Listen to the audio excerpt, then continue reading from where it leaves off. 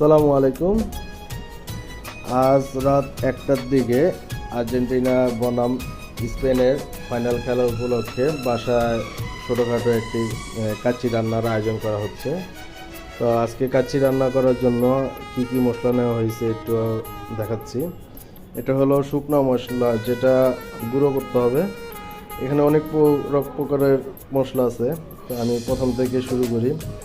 এটা হলো দারচিনি, কালো গোলমরিচ, এলাচি, জত্রি, শাহি জিরা, তারপর এটা হলো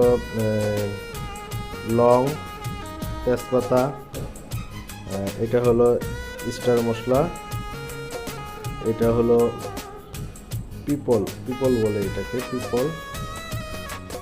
আর এটা হলো খসখস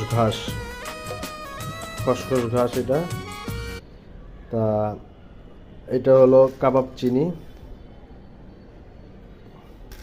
এটা হলো আপনার খুব ছোট পোস্তাদানা, শাহি জিরা, এটা হলো শুকনো মশলা।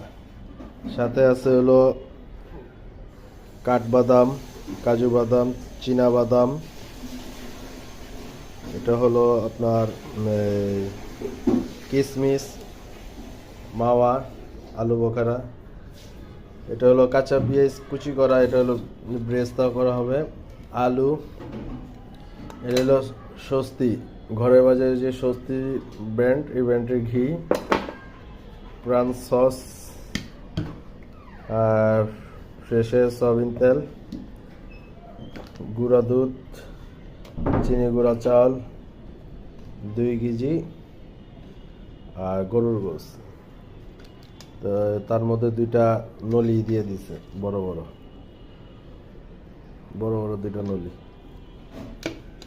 তা আজকে কাচ্চি তৈরি করা হবে।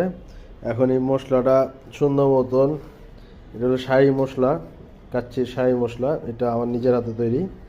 এটা এখন সুন্দর মতন আগে গরম তাওয়ার মধ্যে অথবা একটা কড়াইয়ের মধ্যে হালকা ভেজে নেব, তাহলে একটু মচমচা হবে এবং গুঁড়া করতে সুবিধা হবে। আর বাদামগুলি তো পেস্ট করে নেব। আলু ছেলা শেষ, এখন আলু আর পেঁয়াজগুলি করে ফেলবো, আস্তে আস্তে সবই করে ফেলবো। তো আল্লাহ হাফেজ, পরবর্তীতে আবার কাচ্চির রিভিউ দেখাবো নে কীরকম হয়েছে।